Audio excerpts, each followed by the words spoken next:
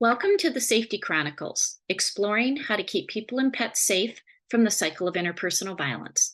I am your host, Allie Phillips, founder and CEO of Sheltering Animals and Families Together, the SAFeTY Program, a nonprofit organization working with domestic violence shelters to eliminate the pet housing barrier to safety.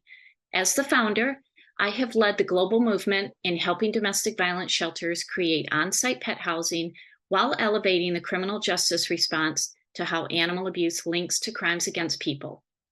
I am a former prosecuting attorney, internationally recognized legal expert and public speaker, award-winning author, and advocate for protecting vulnerable victims.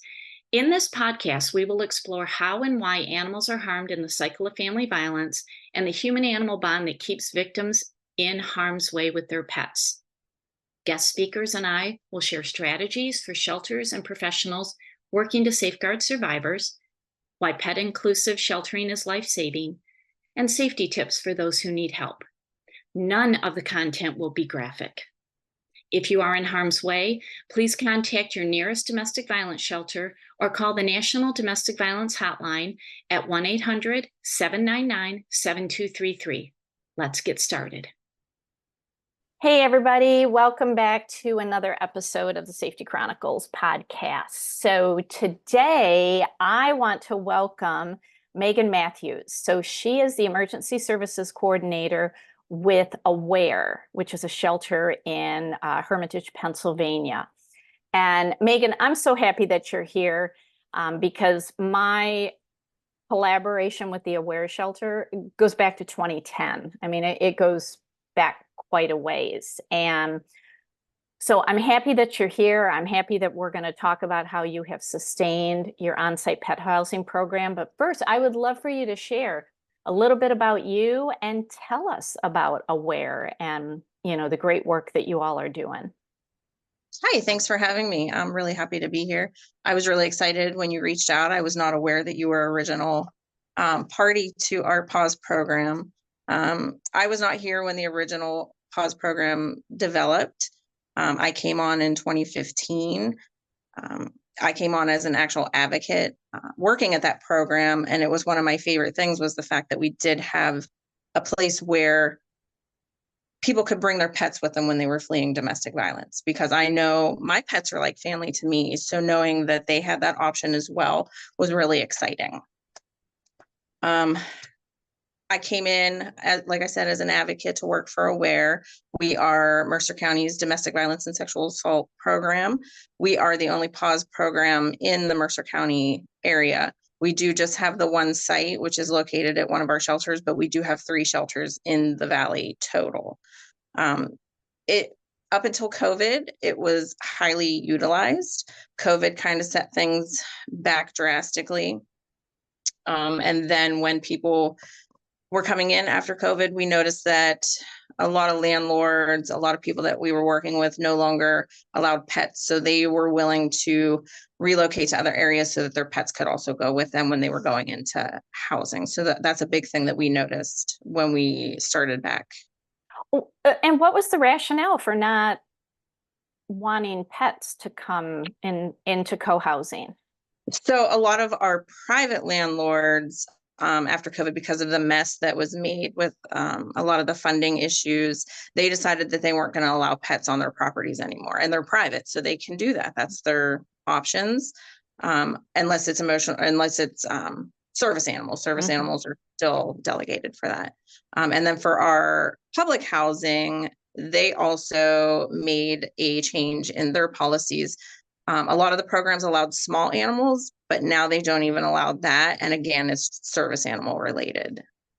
Oh, gosh, that just makes my heart hurt because it's going backward when this co-housing, initiative was moving forward. So that's really hard to hear. And yeah. And I mean, if you need help with that, I have quite a few partners.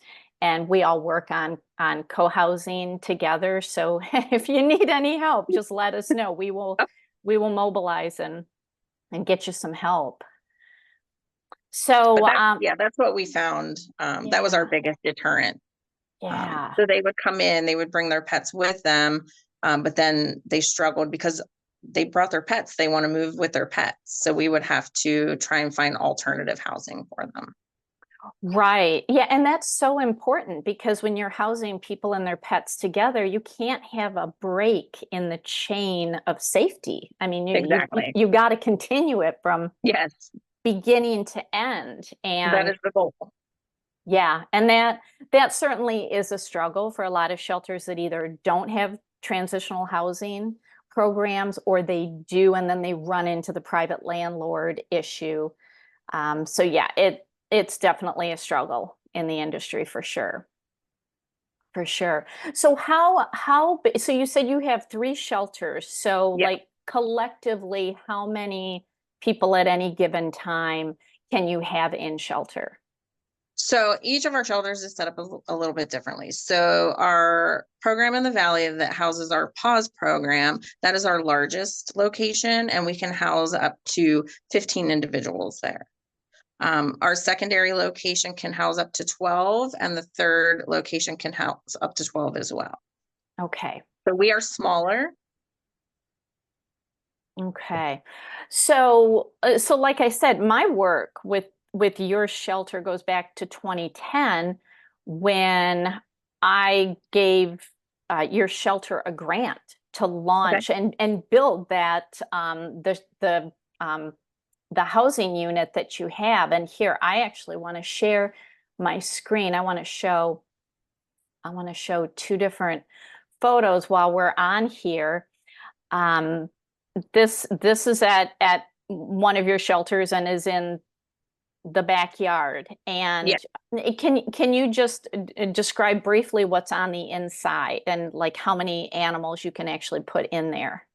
Okay. So when you open up the door to go inside the unit, what you're going to come into, there's a large opening where we store. So like we'll store like our water and food bowls. That's where they can come out to eat. We store all of our extra supplies, our bedding. So that's where that location is, right where you walk in the door. And then the actual individual runner units are in there. We have 2 large ones. That's how they're separated right now. So usually it's unfortunately very limited because of the size, but families coming in, if they have more than 1 pet, they can share a runner so that we can have 2 families with pets at the same time where they're separated for the safety of the animals. So once you walk out of that large room, the 2 running kennels will go. So they're inside. And then when you show the next picture, they'll see that the runners go outside as well. Yeah, let me share that next picture because I mean whoops, I didn't mean to share whiteboard. Share screen. Come on, let's get it going. Here we go. So this concept, I have to tell you that your shelter was one of the early adopters of this, basically build a shed-like unit Yes. and then put the open air runs on the back with the little pet doors in between. And it has been adopted, I cannot tell you by how many shelters, because to this day, I still show these photos as this is a very, very simple option for a Yes. shelter to create. Yeah, I just love this. And a lot of shelters also love it and have done the same thing. I like it because, like you said, it was a simple adaptation, which will allow more people to be able to utilize it. Yeah. Yeah, for sure. For sure. So, so like I said, my work goes back to 2010. I gave a grant to get that launched, and you guys launched, I believe, in the spring of 2011.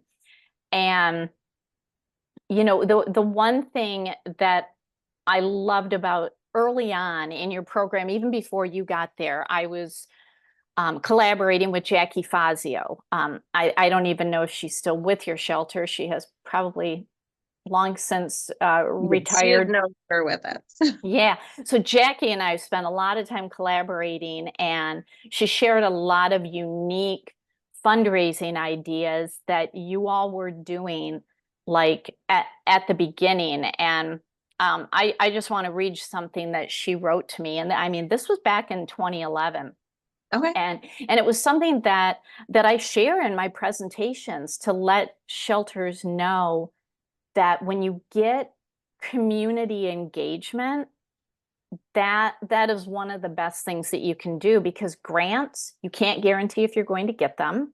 Right. And if you do get them, it could be a one-time grant. So, grants are not necessarily sustainable, but community is. And this is what I ultimately want to talk about with you. But what Jackie wrote to me was, she said, Aware's program was one that touched the hearts of everyone who heard about it. We told our story to anyone that would listen, which got us invitations to speak at various civic organizations. Through these presentations came monetary donations from the groups as well as from private individuals.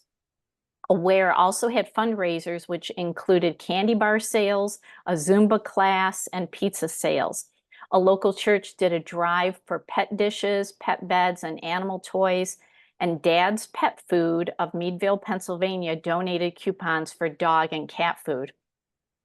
And I still share that in presentations. I'm like, that is just so unique and so innovative and really tapping into the community.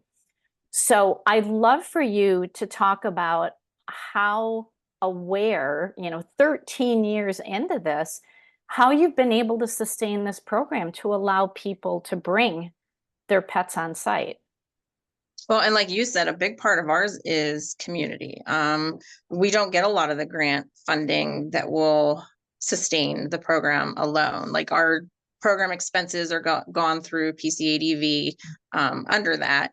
But we have community sponsors. So every year, Agway, we will have advocates go to their pet adoption programs, and we'll set up a table. Agway and Tractor Supply, which is our local pet store facilities around here, they have been the biggest donors for pet food, gift cards, dog beds, pretty much anything that we could need for the pets while they're here. They will help supply that for us. We have a lot of private donors that will do donation drives for us. So it could be, the local Girl Scouts. It could be just a college group that's looking to do a donation drive, and they will reach out. And because they're so excited that we have a program available for the pets, that's usually one of the first things that they ask about to assist us with. So that's how we've been able to sustain, by working through the community. And we'll go out and we'll attend pet events with them. And we'll come and we'll speak if they ask us to do a presentation. But community has been one of our biggest allies throughout this. And one thing that has really amazed me about this program and tapping into the community is the organizations that kids are a part of, like Girl Scouts, Boy Scouts, Eagle Scouts, and they have badges that they are working to earn. And I've seen other shelters, like there's a shelter in Utah where one single Eagle Scout built exactly what you have. Oh, I mean, they actually modeled off of what you did, and this Eagle Scout built it to earn a variety of badges. And so I love that you're reaching out to them and having them engage. It's a great learning tool for them. But I mean, I just love that there are these community groups, and especially with kids, to help them be a part of something that is life-saving. And when you're working with them, do you ever have an opportunity to talk to them about how it's important to bring animals into shelter, because there is that link between violence to animals and violence to people? Do you ever get that opportunity to give them some education on that? Yes. So like I said, when we do some of our tabling events, they will ask us to do presentations in certain areas. So our youth advocates, because they are equipped to answer more child appropriate versions of what we are discussing, will attend with an adult advocate so that we can have those conversations, so that they can understand why we are doing what we're doing and how what they are doing is helping. And that's fantastic because, just getting the education out there and the information out there is, I think is so important to stop this cycle of violence that just happens in the domestic violence world. So what interesting and unique fundraising are you doing right now, or have you been doing over the last couple of years? Because other shelters listen to this podcast, and do you have any interesting ideas that you can give to them if they may be struggling with community engagement? I mean, unfortunately, this time we do not. We have been doing the standard tabling events and the donation drives because those have worked for us since COVID and everything started opening back up. So we don't have anything exciting going on. I'm actually hoping to hear from some other people who may have some ideas, because I would like to move forward with expanding our pause program. So I'm always looking for some new innovative ideas to do that.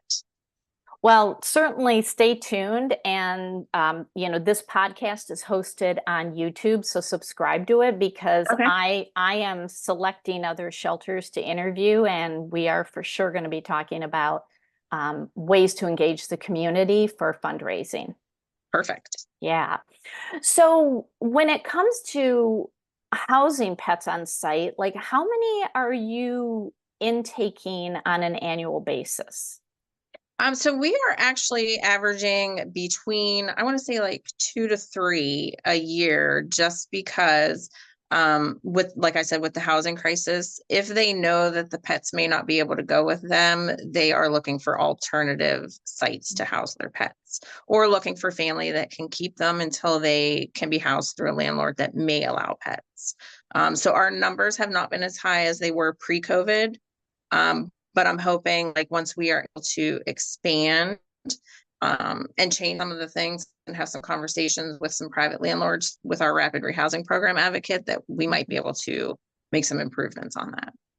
So what were your numbers annually pre-COVID? I don't have them in front of me, but because I worked in the shelters pre-COVID, that program was pretty consistently filled. So we would probably have, in a 12-month period, we would probably have 6 to 8 animals on site. Okay.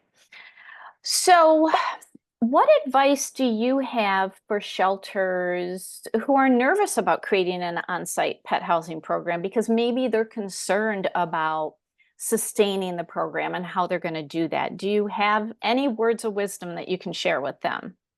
Really what I would stress to them is build a relationship with your local veterinarian offices and any pet store owners, any local, if you have the big ones like Agway is very family friendly, Tractor Supply tends to be very family friendly. Find those locations and build really good relationships with management, with team members, because they are going to be your biggest blessings with what you need to sustain your program. And that is great advice, because this is all about community and collaboration. And the more people and businesses in the community that know what you're doing, they love it. I mean, this is such a unique concept. And Aware was one of the early adopters of housing pets on site. So I'm just so happy that after 13 years, you're still going. Right? And now you're even looking at expanding and growing. Yeah. So that, to me, tells me that the crazy idea that I came up with in the late 1990s about, hey, let's house pets on site at a domestic violence shelter, it wasn't a crazy idea after all. It was not. So it was one of the best ideas. A lot of people will not leave their situation because they don't want to leave their pets behind. Oh, yeah. Yep, for sure. So it truly is a life-saving program. And what you all are doing at Aware and what you have been doing the last 13 years, you have saved so many lives, both two-legged and four-legged, furry and feathered. So thank you very much. So I appreciate you being here and sharing what your shelter is doing, what you're looking forward to in the future, and just encouraging other shelters to do what you all have been doing for 13 years. So I really appreciate what you're doing. So thank you. And as always, just reach out if you need to brainstorm fundraising ideas. I love this. I love sitting in my office with my little cat unicorn on the wall here and coming up with really unique ideas to just tap into your community, because there's money that people love to donate and they love to help animals. I look forward to having a conversation because that's really important to me right now. Yeah. All right. Well, thank you so much. And I really appreciate you being here. If you are in harm's way and need help, please visit the Pet Inclusive Shelter listing at safetyprogram.org, call your nearest domestic violence shelter, or call the National Domestic Violence Hotline at 1-800-799-7233. Want to support our efforts and help us keep the SAFeTY Startup Manual free for domestic violence shelters? Consider donating at safetyprogram.org/donate. Your donation saves lives.